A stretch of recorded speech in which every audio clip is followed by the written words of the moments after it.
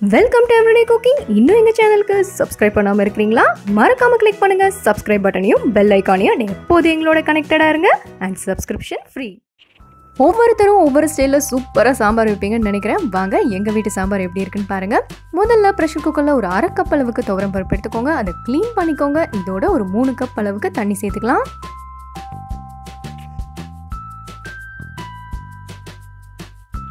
இதோட தேவையான அளவு உப்பு, கொஞ்சமாக ஒரு 1/4 டீஸ்பூன் அளவுக்கு மஞ்சள் தூள், 1/2 டீஸ்பூன் சீரகம். அவ்வளோதான். இதை ப்ரெஷர் குக் பண்ண போகிறோம்.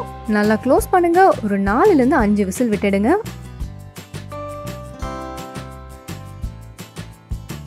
பருப்பு வெந்துருச்சு. இது ஒரு பக்கம் இருக்கட்டும். அடுத்ததான் நம்ம காய்கறிகள்லாம் வதக்கிக்கலாம். கொஞ்சமாக ஆயில் பேனில் விடுங்க. இதில் முதல்ல சின்ன வெங்காயம் ஆட் பண்ணிக்கலாம். ஒரு கை அளவுக்கு சின்ன வெங்காயம் ஆட் பண்ணுங்க.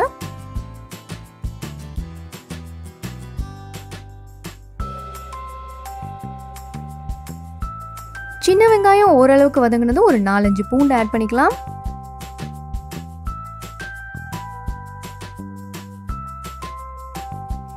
அடுத்ததா ஒரு 2 முருங்கைக்காவை கட் பண்ணி ஆட் பண்ணிக்கலாம்.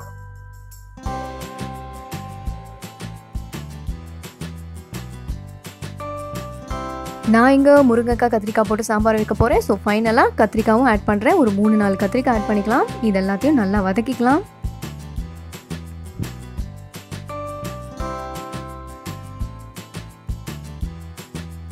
சாம்பாரை பொறுத்த வரைக்கும் நீங்கள் எந்த காய்கறி வேணாலும் ஆட் பண்ணிக்கலாம். இப்போது இங்கே காயெல்லாம் ஒரு பாதி வேகட்டும். அது வரைக்கும் வதக்கிக்கோங்க. வதக்கிட்டு நீங்கள் வேக வச்சிருக்கிற பருப்பில் அதை ஆட் பண்ணிக்கோங்க.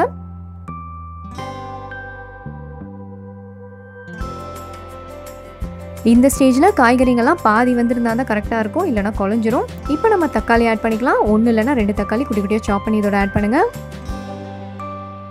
அடுத்ததாக 2 டேபிள் ஸ்பூன் சாம்பார் பொடி, 1/2 டீஸ்பூன் மிளகாய் தூள், 1/4 டீஸ்பூன் மஞ்சள் தூள் அண்ட் கொஞ்சமாக பெருங்காயத்தூள் இதெல்லாம் ஆட் பண்ணிக்கோங்க.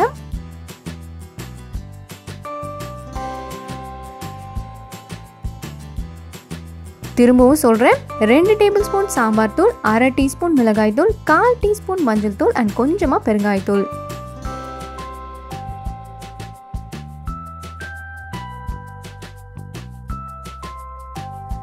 எல்லாம் நல்லா கலந்து விட்டாச்சு. அடுத்ததான் நம்ம புளியை ஆட் பண்ணிக்கலாம். ஒரு லெமன் சைஸ் புளியை தண்ணியில் ஒரு 10 நிமிஷம் ஊற வைங்க. ஊற வச்சுட்டு இந்த மாதிரி நல்லா கரைச்சிட்டு ஃபில்டர் பண்ணிக்கோங்க.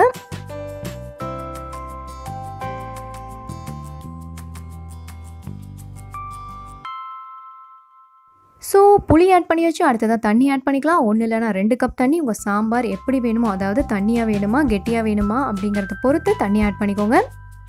அடுத்ததாக தேவையான அளவு உப்பு ஆட் பண்ணிக்கலாம். இதை இப்போ நம்ம ப்ரெஷர் குக் பண்ண போகிறோம். 1 இல்லைனா 2 விசில் மட்டும் விடுங்க. அதுக்கு மேலே விட்டிங்கன்னா முருங்கைக்காய் ரொம்ப குழஞ்சிரும்.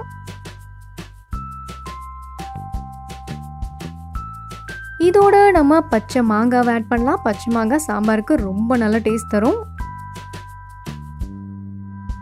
மாங்காய் யூஸ்வலாக சீக்கிரம் வெந்துடும். ஸோ அதனால தான் லாஸ்ட் ஆட் பண்ணியிருக்கோம். தேவையான அளவு தண்ணி விட்டு ஒரு 5 நிமிஷம் நல்லா கொதிக்க விடுங்க. அடுத்ததாக தாளிச்சிக்கலாம்.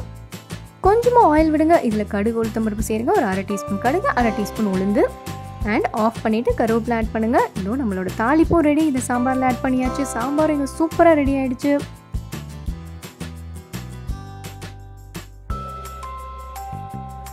கொத்தமல்லி இலை சேர்க்காமல் ஒரு சாம்பாருங்களா? ஸோ ஃபைனல் டச்சுக்கு குட்டி குட்டியாக கொத்தமல்லி இலையை சாப் பண்ணி தூவுங்க.